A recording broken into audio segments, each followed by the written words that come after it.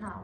So, good morning, everybody, and welcome to a special edition of the Coffee with Craig show. We have an exclusive interview with Preston Smith from CDDI, Corporate Due Diligence and Investigation. So, Preston, thank you for being a guest on our morning show and also joining us for this exclusive interview.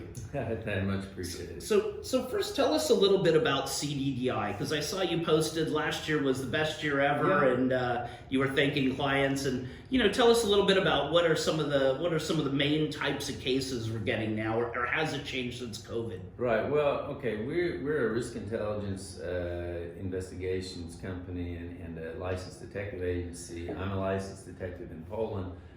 We have different detectives that work for us, also consultants as far as more business type consultants, and we work throughout the entire region. This year, we did see with COVID a change in the type of cases we did. One, we started getting hit with asset trace work. Mm-hmm. Funny enough, a lot of real estate companies hit us with that, and that really came from people probably trying to use COVID as an excuse, saying they can't pay. When some of it might have been true, yeah, I guess. No. As time went on, I think more and more it was true. But in the beginning, there were definitely some of these guys out there, some companies that were they're kind of jokers, saying, "Oh, COVID's here, we can get out of paying and maybe use the money for something else." A lot of the asset trace we did in the region in the first part of, let's say, the first few months of COVID. We found lots of assets, plenty of money, and histories that showed that people weren't always on the up and up. The funny thing at the same time, what we saw was a drop in the type of criminal cases and the type of inquiries that we would typically do that might be more in the direction of, say, organized crime. Probably because COVID, the lockdowns, the dramatic change in the economy, well, it actually hit crime groups as well. Mm-hmm. Suddenly they couldn't do the same things. When you have discotheques closed, for example, that impacts the drug distribution networks. There's a lot of things that kind of pile on. So we did. So see they a probably lot had of lots of layoffs in the organized no, crime. I don't think they had any. I don't think they had any layoffs. But it's funny how we look at the standard economy, and then there's the underground economy. And everything was hit by COVID. What you did see, though, which wasn't covered very well in the press, were things like bank robberies. Banks don't want people to know they've gotten robbed. Right. But there was an uptick with that type of crime in the region, which basically comes down to the typical scams or ways that groups made money weren't working. So more white collar crime, or actually busting down the door and shooting the place up? There's actually both. There were actually, immediately when there was a bank that was hit in Gdansk. 2 months after COVID really hit Poland. Actually, there was more than one bank in Poland that was hit. But at the same time, you had darknet organizations. In fact, we talk about that in this version of the cheat sheet. Mm-hmm. The CBS, they busted a darknet organization with like 60 guys. And if you ever get those SMSs where they say, "Oh, you didn't, you paid your phone bill, but you were $8 short," right? And people panic and they, "Oh no, I'll pay it," and they get on the link. Well, those were scams, and these guys were making millions.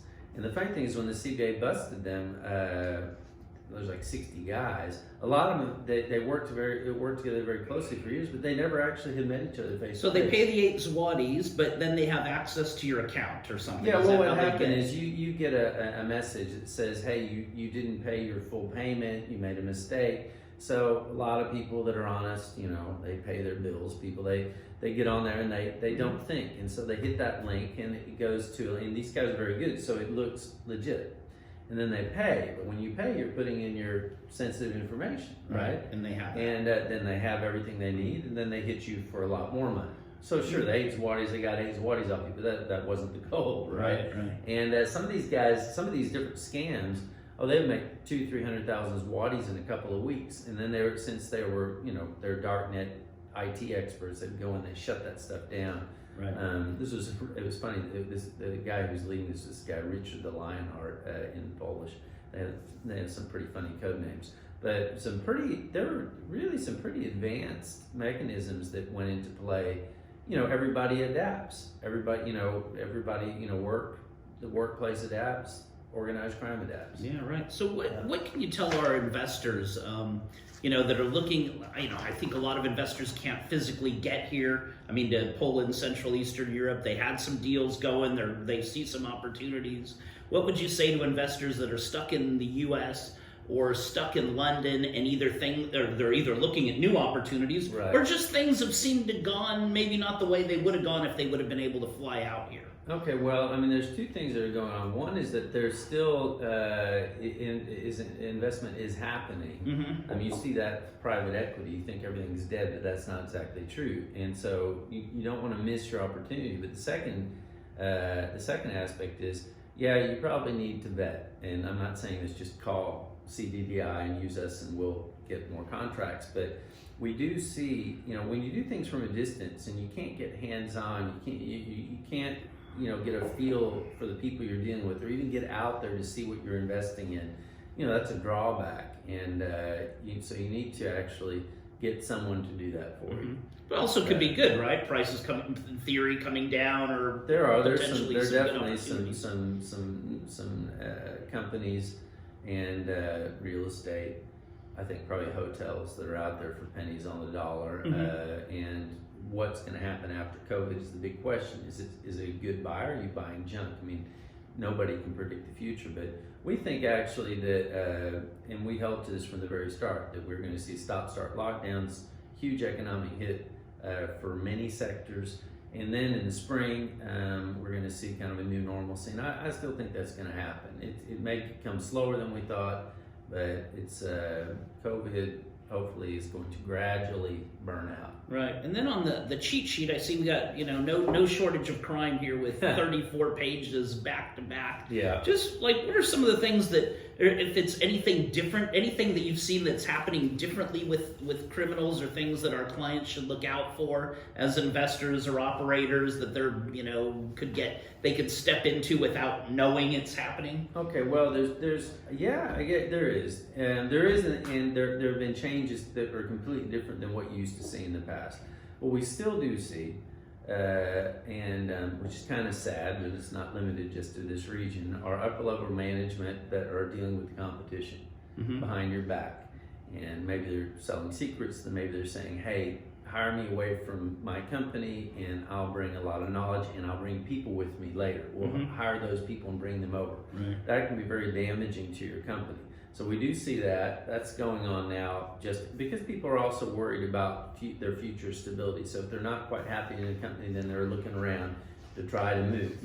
And people are probably not happy with some of the things that are happening. How damaging could it be to you when they move? Right, what are they really planning? So that's one thing that we are seeing. Another thing we're seeing are more advanced cybercrime, a lot of cybercrime, which makes sense. People have to stay home. Organized crime stays home. You do things through the phone. This is just constant. So you need, your IT guys need to be on the lookout for different ways that people can break into your systems, get sensitive information, steal from you.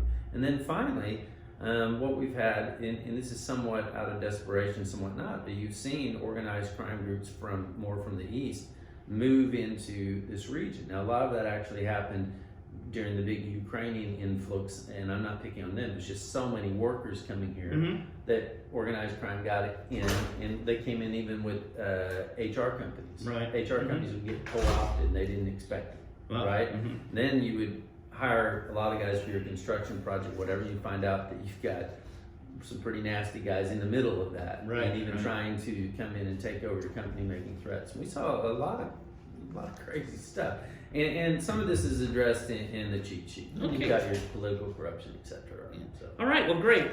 So how can they get a hold of a copy of the cheat sheet again? Yeah. Okay, if you want the cheat sheet, you can actually write. If you have my contacts, you can write directly to me. You can find me on LinkedIn, whatever, or you can go to CDDI.